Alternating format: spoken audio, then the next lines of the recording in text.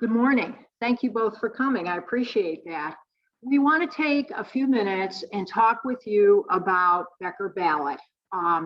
So we'll get started. If you'll please turn off your cell phones if you have them there, I'd appreciate that. Okay, we've got a fairly brief agenda this morning. We're going to talk about the 2021 election calendar. We'll talk about the various ways to vote, including paper ballot and electronic voting. And then we'll answer any questions that you might have. Let's first talk about the election calendar. As you know, we've had this out since probably late May, and we've periodically been sending emails about BeckerBallot, how to vote. We talked with you earlier about candidate sessions. We recruited candidates, and as you know, we have 5 of those folks with us. They submitted their notices in August. We had Meet the Candidate nights, and then we sent out very recently our second meeting announcement. And in that meeting announcement, I just want to point out a couple of items to you. First of all, if you're not going to be attending the meeting, we're going to ask you to fill out a proxy.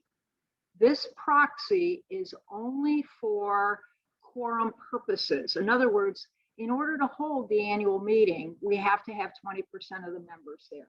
So if you don't intend to physically be here and you might want to attend via Zoom, we would ask you to complete this proxy notice. And it's really the center portion that we need: your name, your address, and if you'd like to name either the president or somebody else as your proxy holder. It's only for quorum purposes. Again, that membership mailing went out 8/20. I hope you've received it by now. If you haven't received it, please notify Stephanie at the front office and she'll get you another copy. Just as a reminder, the membership meeting is at 4 o'clock on September 22nd. Okay, this year we have 2 board vacancy positions open. They will join myself, Barb Demers, and Frank Ritchie on the board. At the end of that meeting, we will elect board of directors at that point. Those two new board positions will be for 2-year terms, and they will go until November 2024. November 2024, just a little bit more than 2 years. What we're trying to do is get our annual membership meeting at the November timeline. So it's taking us a couple of years to get there. So next year you'll vote for 3 candidates. This year you'll vote for 2. Again, there'll be 2 ways to vote: paper ballots and electronic voting through BeckerBallot. And we'll talk about BeckerBallot in just a minute. Okay.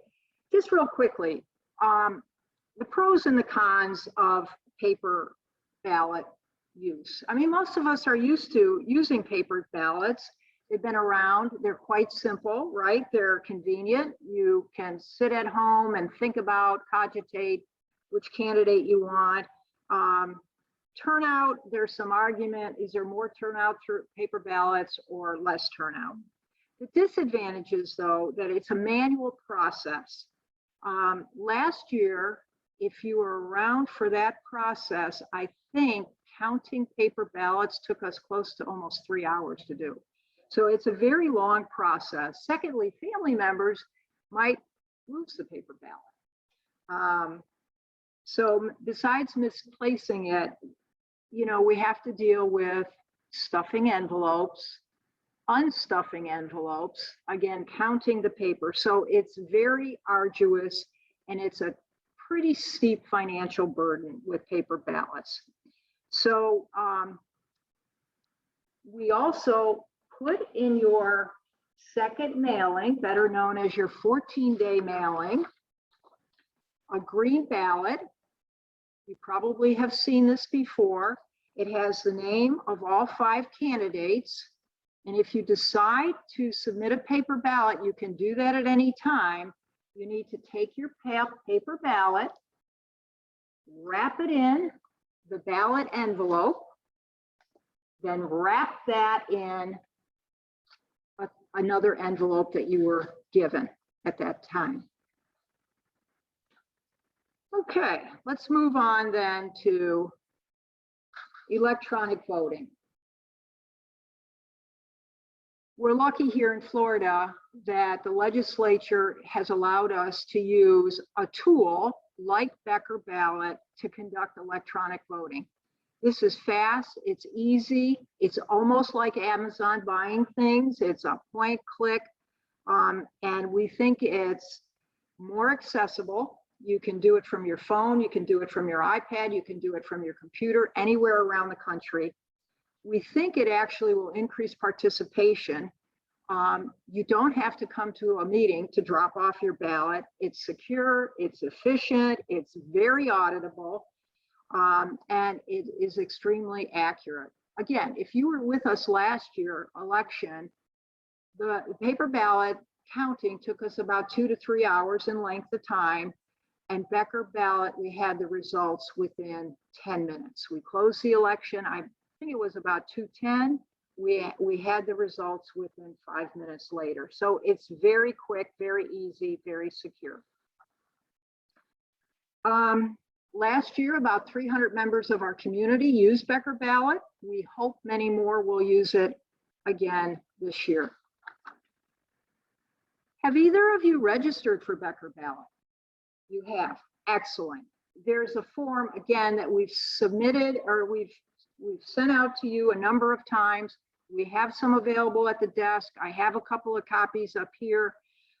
What you need to do is return that form, and within a couple of weeks, the staff here at First Service will enter your information into the administrative side of BeckerBallot. Once that's completed, you'll receive an email. Have you gotten your email yet? You have. Much like other online companies, you would go into their link, create a user ID, and also create a password and store that password, because you'll use that from this point forward to vote. We'll open up my account in just a few minutes and I'll show you how to do that. Again, follow the prompts. You can see on the slide, it says, "Hi, Markowitz." That was one of the confirming emails that I received last year. Within BeckerBallot, in addition to the candidates, you will see a YouTube video that will also show you how to vote electronically. It's only about a 3-minute video. It's fast and it's very easy to use. Okay, so you'll wanna, once you have your credentials, or if you had your credentials from last year, you'll log into the BeckerBallot app online, again, from your phone, from your tablet, from your computer.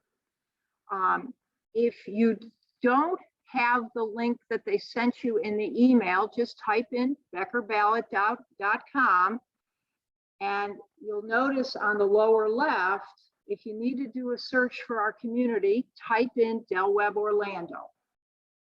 And you would click on Find Your Association, and it will show you Del Webb Orlando.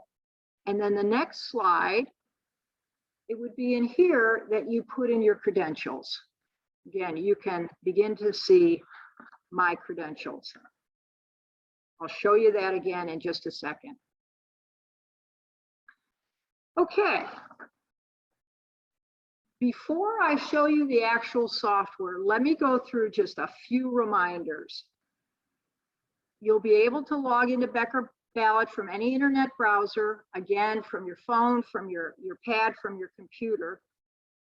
Candidates who submitted their intent to run form are already loaded into BeckerBallot. All right, you'll be able to go in there, click on their picture, and see all their credentials if you'd like to do that. Between now and September 20th at 8 a.m., between now and September 20th, you'll be able to log in.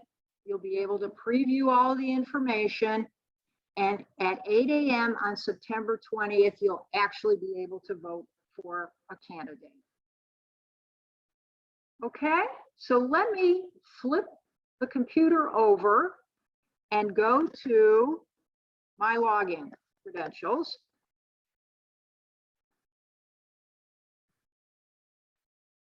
And as you can see, I'm already logged in. And on the left-hand side, it tells you how many votes. In most HOAs, you not only have an election, but you might also be voting on some amendments. In this case, we're only voting on the board of directors elections. And you can see this will open up on Monday, September 20th at 8 o'clock for you to vote, and it will close at 4:15. By about 4:17, it will give us all the results. Now, a couple of things. If you vote by a ballot, a paper ballot, and you vote by BeckerBallot, your paper ballot will not be considered. Only your electronic vote will be considered. In BeckerBallot, you will only be allowed to vote for 2 candidates. Only 2 candidates. So let's take a look. Let's preview the candidates. And of course, as with all internet buying sites or sites like this, there's a set of instructions. There's only one item you're going to vote on. That's the election. You're going to see all the candidates in just a second. We're going to ask you to carefully review all the credentials. And then if I clicked on the blue start, it'll pull up the candidates. Now, right below that, you'll see that there's the YouTube video. It's about a 3-minute video that will show you how to use it if you'd like to see that. Again, more instructions. And as you can see, there are the 5 candidates. Now, each one of these candidates, behind each of them, much like on our Del Webb Orlando portal, you would see their credentials. And you've received those also in the mailing, so I'm not going to open any of those up. When it comes time to vote, all you do is click on this button. Only 2. If you do more than 2, it won't register your vote. So only 2. You can choose 1 if you'd like. You can go ahead and review your choices if you like, or you can change and start over if you make a mistake. But once you push the final cast my vote, you won't be able to go back and undo. Okay? That's as fast and easy as it is to vote electronically. Okay, just a couple other reminders. The voting link is available now. So if you've already registered and you have your username and password, you can go in there now and take a look. It will prevent you from voting for more than 2 candidates, and it prevents you from changing your votes once you cast it. If you submit a paper ballot and you submit an electronic ballot, your paper ballot will not count. Again, if you don't intend to attend the annual meeting in person, please submit your proxy form so that this will count for quorum. We need 20% of the membership. I think that's about 188 people, either in person or by proxy, to count. Okay, let me open it up to questions. You do. I voted last year by BeckerBallot, so I'm all registered. There's nothing I have to do. Suppose I can't remember my password. There is a link. Oh, okay. There is a link right on the opening BeckerBallot page that says if you don't remember, or if you need help, or yeah. Right on. If you go to BeckerBallot.com and begin that login process, it'll help you.